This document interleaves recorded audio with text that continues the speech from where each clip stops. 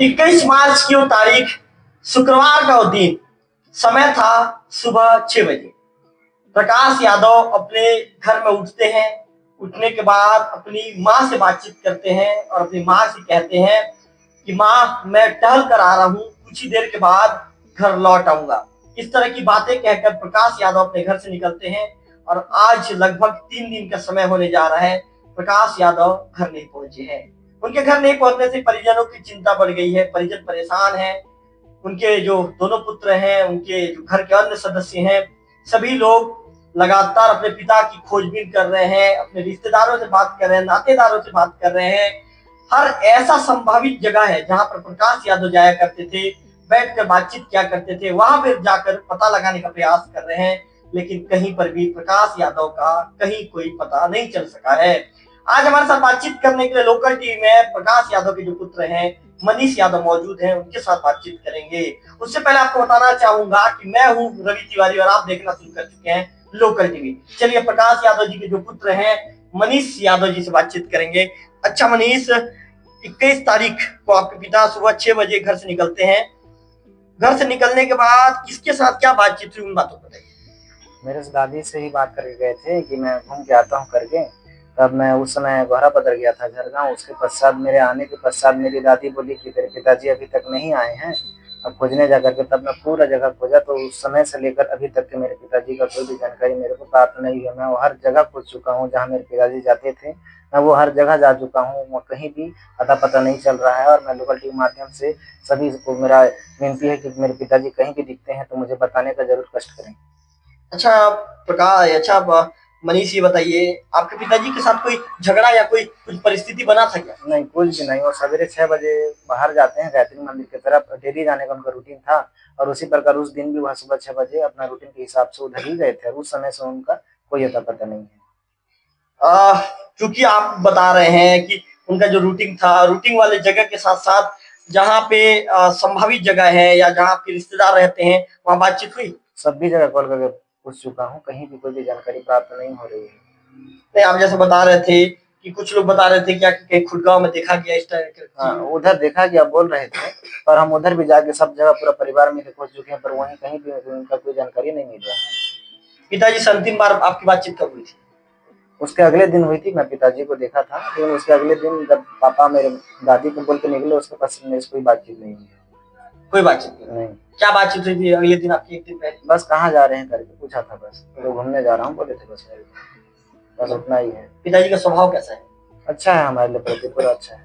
और किसी के साथ लड़ाई झगड़ा? नहीं, अपने पारा में किसी साथ कोई लड़ाई झगड़ा नहीं, किसी से कुछ भी नहीं। कुछ भी? जो वहाँ पे अकेला जाते थे, अकेला आते थे। क्या लगता है वो कहीं बाहर तो नहीं चले गए? ऐसे तो संभावना नहीं लग रहा है सर, क्योंकि मैं हर जगह खोज चुका हूँ, देख भी चुका हूँ, और किसी उनका रिश्ता नाता तो जितने भी थे सभी को कॉल करके पूछ चुका हूँ, कहीं भी कोई जानकारी नहीं मिल रही है। उनका कोई दोस्त यार भी उतना नहीं है, ना कि सब गाड़ी साथ बैठ के जाते हैं।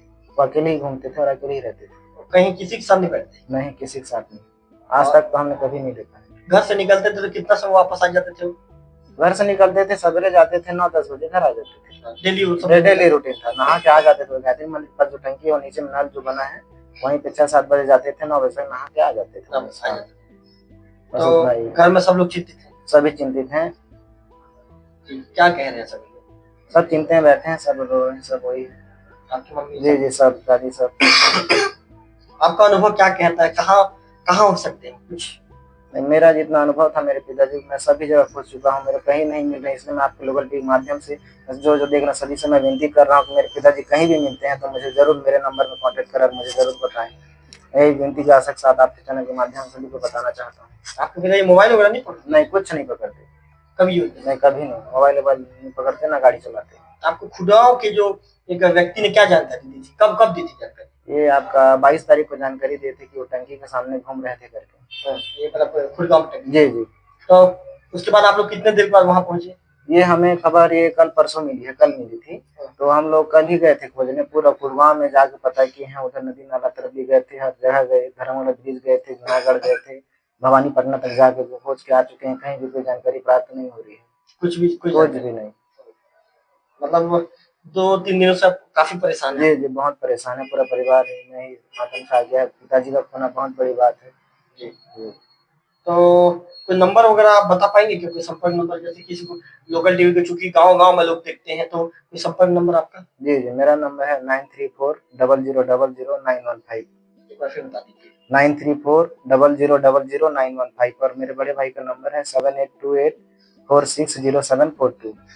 अच्छा मनीष जी, आप लोगों ने थाने में क्या गुमशुदगी कायम करवा दी है? जी जी, करवा दिए हैं जी।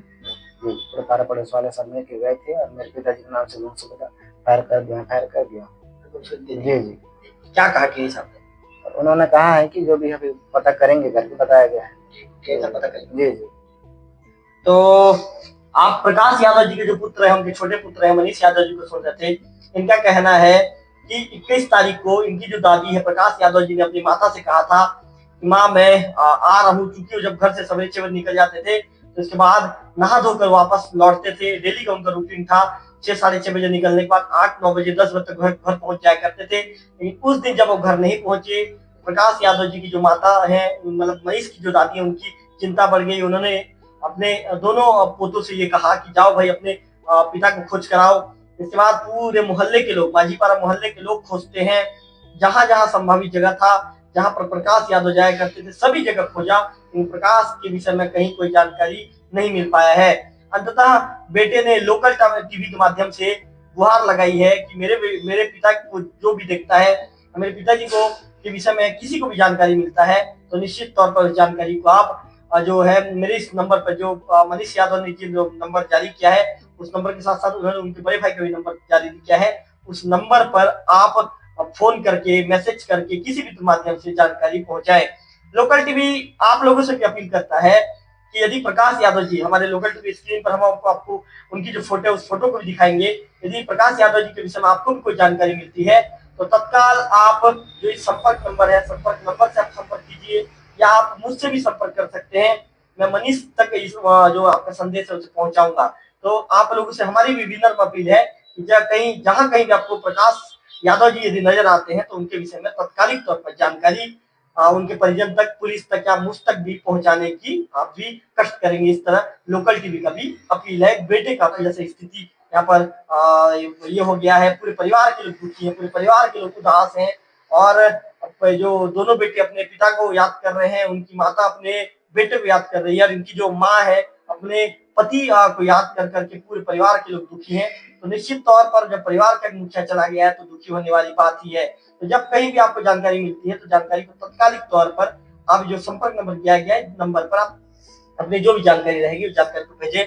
निश्चित तौर पर मनीष दुखी भी है, उनके आंखों से जो आंसू की धारा बह रही है, बहना लाजमी भी है, क्योंकि आज एक जो बेटा अपने बाप से दूर हो गया है। और मनीष लगातार पिछले 3 दिनों से हर कोई जगह में है, सवेरे से मनीष निकलते हैं शाम तक। आज उन्होंने हमें फोन किया कि भैया मैं लोकल टीवी में इस खबर को चलवाना चाह रहा हूँ, मेरा हेल्प कीजिए।